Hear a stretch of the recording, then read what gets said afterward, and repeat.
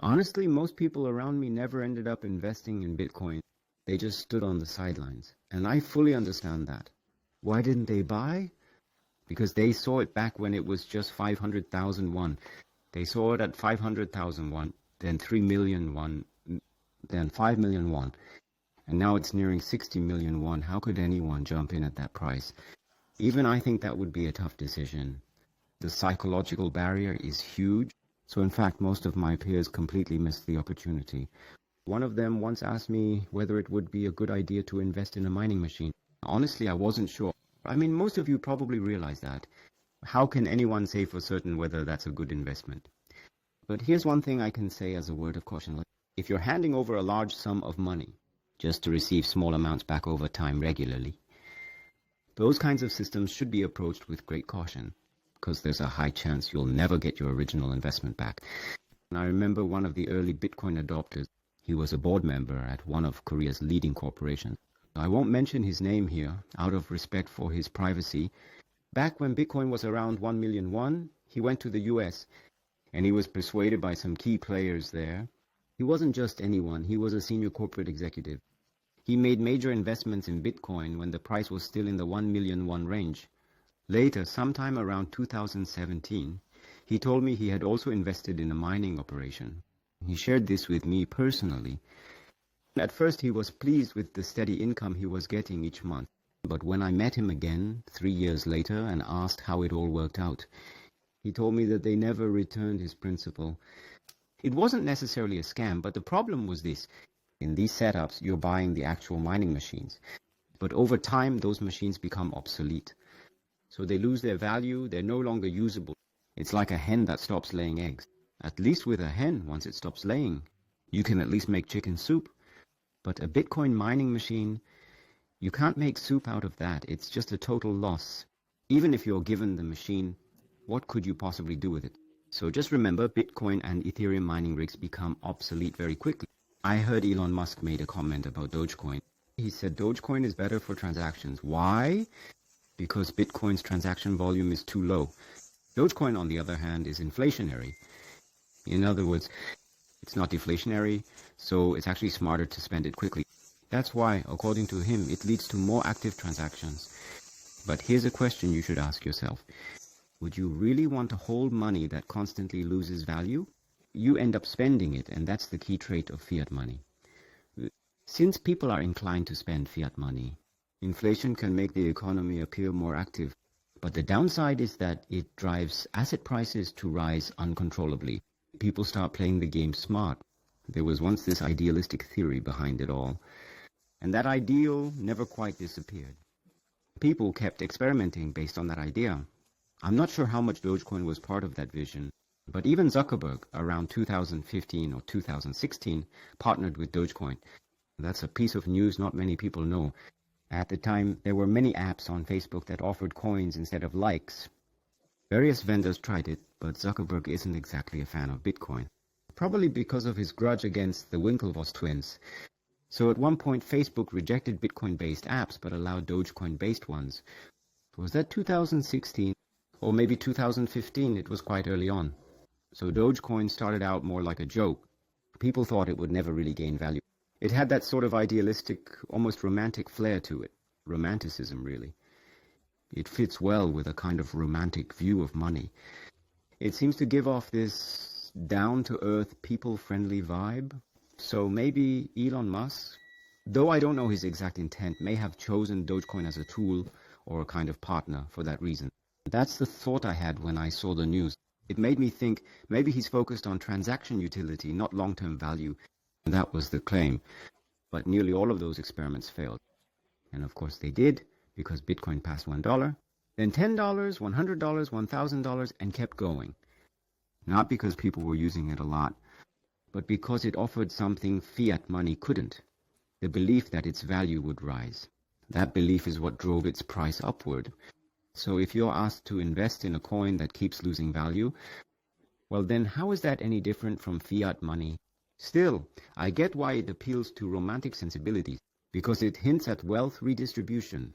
In contrast to concentrated wealth, the idea that a coin should stay cheap or avoid rising in price, how romantic is that?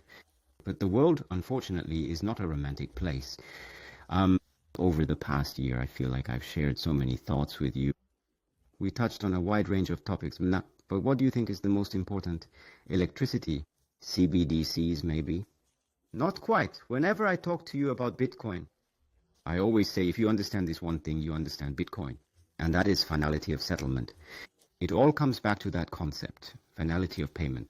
In other words, when a remote tribe in the mountains starts accepting Bitcoin, if they truly accept it, if they take the Bitcoin, like letting you stay the night or giving you a sheep in exchange, what ultimately matters is the belief that Bitcoin stores value like gold, and that its value will rise over time. Because every society has different levels of infrastructure. In many places, there's no immediate way to actually use Bitcoin within a month. So if within a month or two, you're not planning to go into town to trade it for goods, then there's no reason to accept it. If the coin doesn't appreciate in value, a coin that doesn't increase in value, sure, you could argue that it encourages faster circulation compared to traditional currencies, but it lacks the power to expand trust into areas untouched by the current monetary system. Because in the end, the final reason someone accepts that money is this. They may think, this Bitcoin is useless. No one around me accepts it. I'm not going into town anytime soon.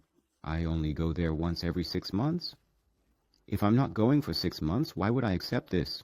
Why would I give you a sheep for this? That's a fair question. And yet, if they believe Bitcoin's value will rise over time, like gold, they'll accept it, because they believe it will be worth more in the future. But what if its value drops over time? What if it's inflationary? Then you have a problem with finality of settlement, just like fiat money. Deflation is the final knot that secures settlement finality. Final settlement exists only because long-term holders are willing to accept it across the world. I don't think that part has been fully considered. If that's truly Elon Musk's view, then I don't think he fully grasps the broader global context. Of course, I don't consider Elon Musk to be of average intelligence. Lately, I'm leaning toward the idea that he knows exactly what he's doing. Partly because I recently heard something to that effect. Especially when it comes to electricity, Elon Musk is a true expert, no doubt. So, all that talk about Bitcoin mining and electricity, honestly, I'm not sure if it's all just misinformation or intentional distortion. Maybe he simply doesn't know. He might be so focused on business that he has never deeply thought about the macroeconomic mechanics of money. When I hear things like this, it really makes me think mainstream economics has corrupted the way people think. The argument goes, with deflationary money, people hoard it as a store of value and don't spend. So we must encourage constant spending to generate demand and keep the economy stimulated. This is supposed to prevent the economy from falling into deflationary stagnation. That idea can work in the short term, sure. But if it continues indefinitely, people lose trust in money itself. It becomes worthless. And when that happens, well, you know what comes next. Now, people often say Bitcoin has too few transactions, which probably raises concerns for many of you. Because yes, Bitcoin is a bit heavy and not so user-friendly. There are various ways to make it more usable. For instance, if a centralized system is introduced, someone could custody the Bitcoin on your behalf and issue claims against the amount locked up. It's similar to what Visa or MasterCard does. Building a payment layer on top, then users could use credit cards linked to that system. Every time the card is swiped, Bitcoin would be deducted from the account in real time. This system closely resembles the gold standard, where people deposited gold and banks issued credit against it. So yes, if you're okay with centralization, you can definitely use Bitcoin in this way.